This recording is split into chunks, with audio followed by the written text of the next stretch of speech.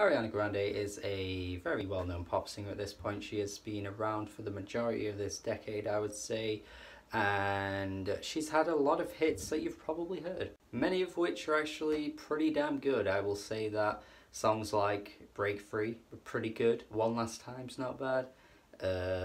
Into You's a great song. And my favourite definitely being Love Me Harder with The Weeknd. I think that's a really nice R&B cut. Also that song with Iggy Azalea, which I always forget the name of, is actually surprisingly really good. Those horns were ridiculously over the top, but it works so well, and it was probably the only thing Iggy Azalea has ever been involved in, which is good.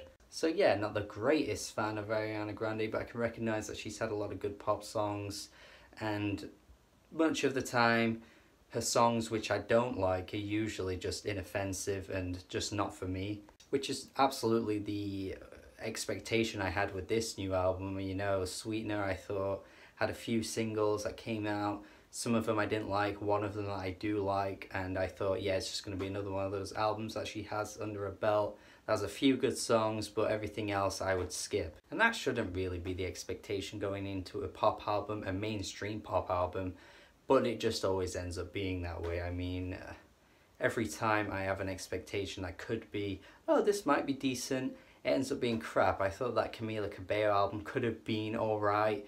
It ended up being like below average, to be honest, and it's just a trend right now that you get a few singles but the rest of the album ends up being dire. And that's kind of what we get with this album, although it's not on a scale that ends up making this album bad, but it certainly isn't anything I would ever return to. I think there are some genuinely bad songs on here, but the good songs do occasionally outweigh those bad ones. Pharrell Williams is a bit of a prominent guy on this album. You know, he's producing a few of the tracks, he's there in the background with his vocals occasionally, and it's quite a weird combination, I must say. I would never think back when Ariana Grande started out, I would never have thought Pharrell would sound great producing any of her songs. So it's certainly a bit of an odd mix, I must say. And now in reality, when we actually have that a few times on the album, I can't say it ends up being that great, although I think Blazed is actually a pretty fun track. I'd say it's one of the better ones,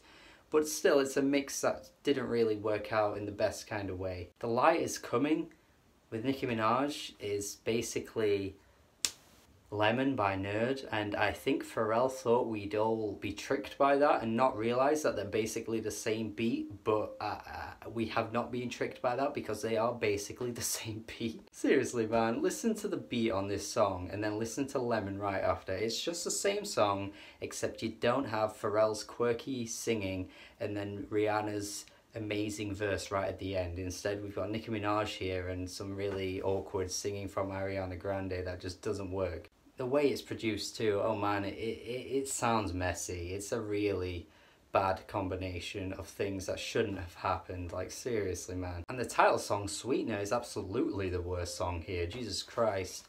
Ariana's lyrics and singing on this song are absolutely terrible. I would never think she would get involved in this kind of trashiness, but she somehow does. It's like basic bitch pop at its finest. The chorus basically consists of get it, get it, get it, flip it, flip it, flip it, hit it, hit it, hit it. Like, it's just so bare to the bones, basic level of pop shyness that I just didn't think she would get herself involved in. Like, this is not her at all, and I don't know why she really did this. Also, another point on this album where I feel like she's out of her comfort zone is the track God Is a Woman. Now, I'm not going to go into all the debates about people having, you know, God is a woman, God can't be a woman, you know, all that crap that people were talking about when the song came out. Look, that is not really the issue. The thing is, though, anyone in any religion would deny that God is a woman. So it's not just like a Christian thing or anything like that. It's just a religious thing. So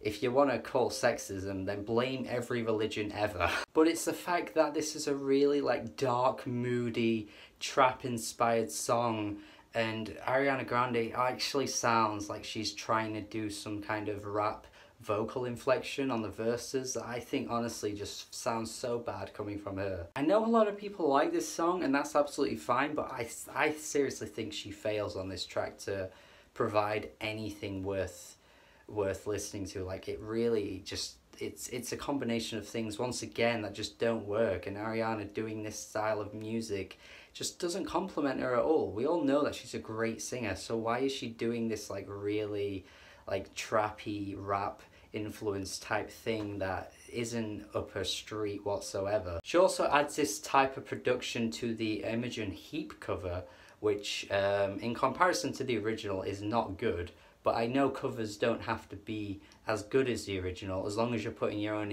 interpretation on it, then it shouldn't really matter what the original sounds like. But her interpretation of this song is not good. Seriously, I can't bear this light trap production. You know, in the Mac Miller review, I was saying how the production sounded like light funk, and it's just like a cheaper version of what it should be. And this is the same, except it's trap, but it's like a cheaper version of what she's giving us. A lot of pop music has this production these days, and I don't buy into it. And I understand that this album is mostly a focus on Ariana Grande's recent relationship with Pete Davidson, who I don't know anything about, and I don't think that matters too much at all.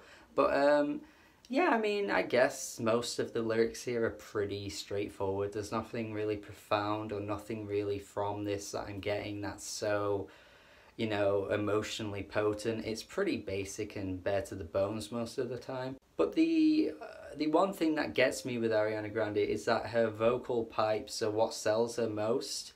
And I feel like she thinks she can just get away with belting out like really strong vocal performances in replacement of anything worth listening to. To me, it's very much a Mariah Carey situation here, where it's all flashy on the surface and all woo, but when you dig deeper, it's very much grey and filled with like nothing. However, tracks like Borderline and No Tears Left to Cry amplify her best suits. You know, she's really good at singing, she's really good at singing over something really peppy and poppy, like tracks like Into You. You know, that's one of her best songs for a reason, because the instrumental is upbeat and her singing fits the instrumental perfectly. There's none of that God is a Woman type stuff, which just doesn't work at all. There's none of that moody sort of like atmospheric production. It's just a really strong pop song with a good melody. I can't believe she just didn't drop an entire album filled with all that. And yeah, same with Borderline, you know, it's pretty much